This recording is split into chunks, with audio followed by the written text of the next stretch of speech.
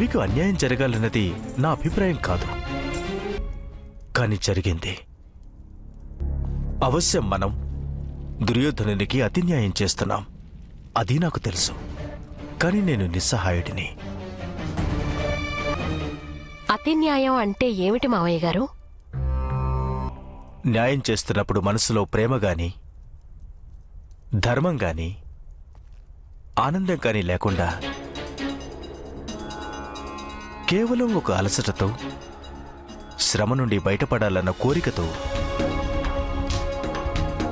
మనం ఒక వ్యక్తిని శాంతింపచేయాలనుకుంటాం. వానికి దండన విధించటానికి బదులు పురస్కారాలిస్తుంటాం, బహుమతులిస్తుంటాం.